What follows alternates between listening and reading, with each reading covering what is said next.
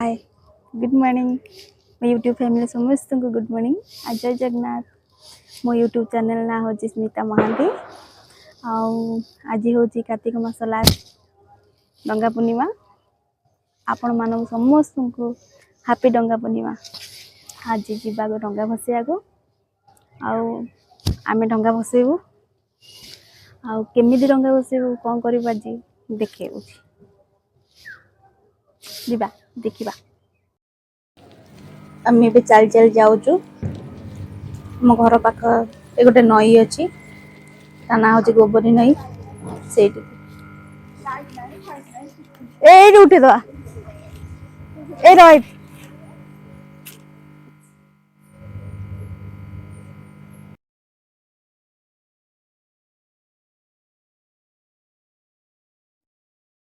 ये ढंगा सब मम्मी मोर हाथ रे तैयारी करछु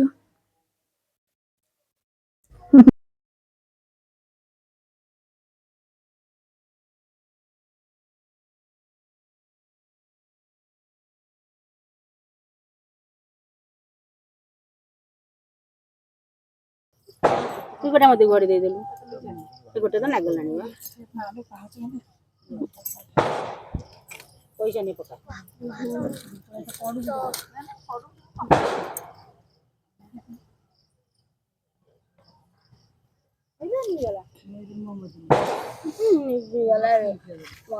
शुआ शुई ना शोबू कौन नई ए नई भितर को सी आसिले मु जीवी कहीं नई रे बहुत पानी अंधारे किसी देखा जाऊनी किंतु नई रे बहुत पानी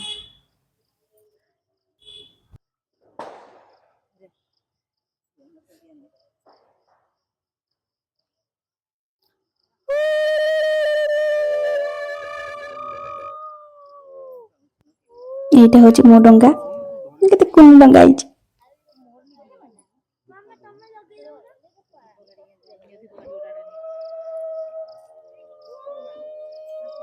हां साइड छाड़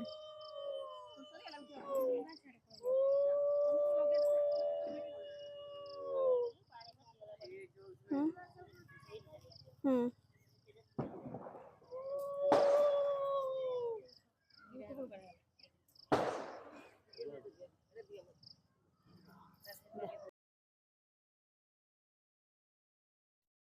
ଏବେ मम्मी आसी जाइए एना मु जीवी नई भितर को पाहाच बहुत बड़ बड़ होइछे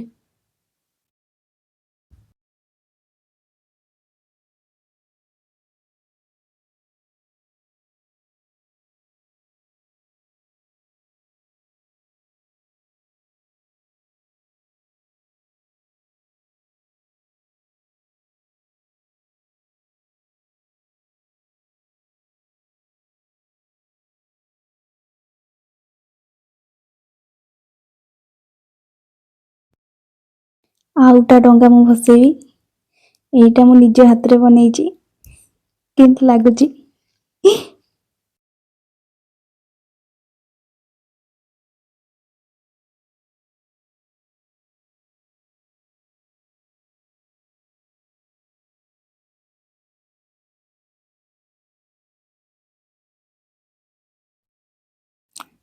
डंगा भसेबू भसे सारा पर आम जीवु आम घर पाखे जो मंदिर अच्छी शिव मंदिर से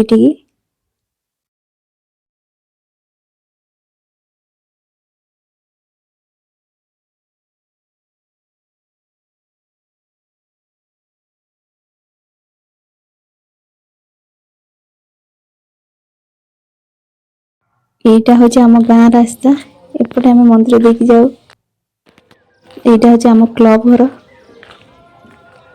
आउ सेटा होची आम मंदिर आ मंदिर पाखे गोटे पोखरी अच्छी सेठी भी डंगा फसाउछन्ते समस्ते छुट्टे लगाटा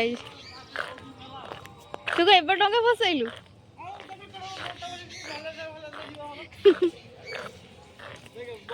बड़ा है जे डंगाटा काटिया मोर बनेछु हां काटिया रे मोर हां माले से दियो माले से दियो एटा ये दादा ऊपर तो भी ना चुप ଏଇନା ଆମ ମନ୍ଦିରରେ ଆଳତି ହବ, ଆମେ ଯିବୁ ଦେଖିବାକୁ। ଏଇଠି କୁନି ଛୁଆ ମାନେ ସବୁ ମୁରୁଜ ପକଉଥିଲେ, ଏଇଠି ଆଳତି ହଉଛି।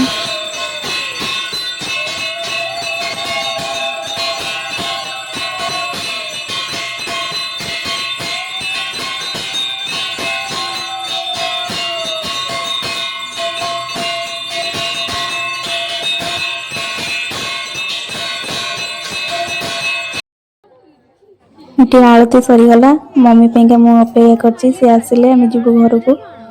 ଦେଖନ୍ତୁ ଆମ ଗାଁ ଆଉ ମନ୍ଦିର, ଆଉ ଘରକୁ ଆସିକି ମୁଁ ମୁରୁଜ ପକେଇଲି।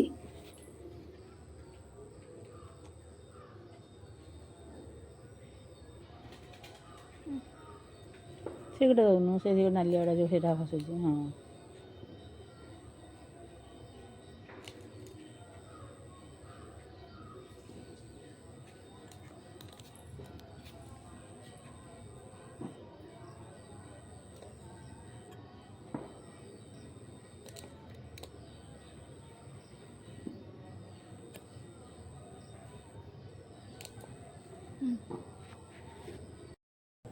ଇଏ ହେଉଛି ଆମ ସେରୁ, ଆମ ସମସ୍ତଙ୍କ ଗେଲା ସେରୁ। ମମି ଏଠି ମୁରୁଜ ପକଉଛି ବୋଲି ସେ ଦେଖୁଛି ମମି କେମିତି ମୁରୁଜ ପକଉଛି। ଆଉ ବାଣ ବି ଫୁଟୁଥିଲା, ସେଇଥିପାଇଁ ସେ ଡରୁଛି। ଦେଖୁଛୁ ମୁରୁଜ ପଡୁଛି ବାବା, ଦେଖୁଛୁ?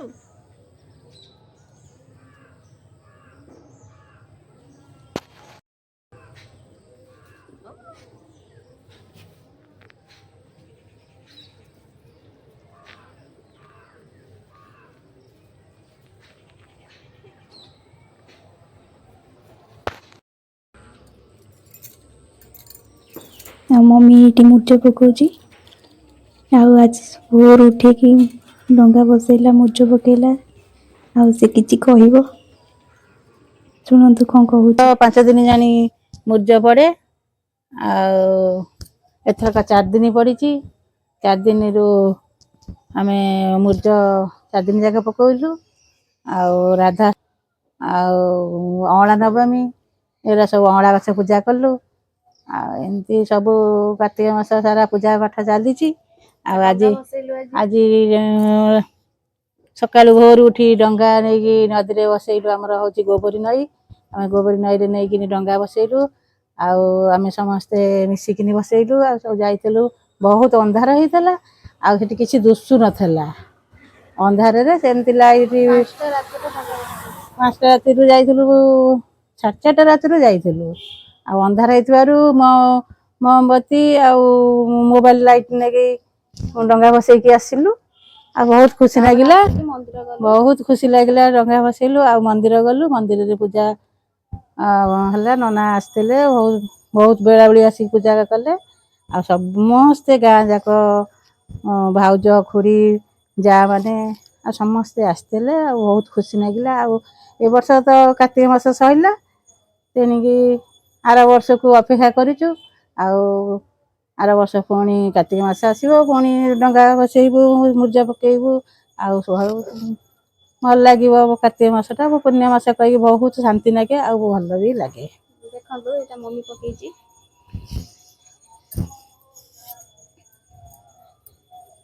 ଆଉ ଇଏ ଆମ ନୂଆ ମା, ସିଏ ଆମ ମା ଆମର କେତେ ସୁନ୍ଦର ପକେଇଛନ୍ତି ମୁରୁଜ।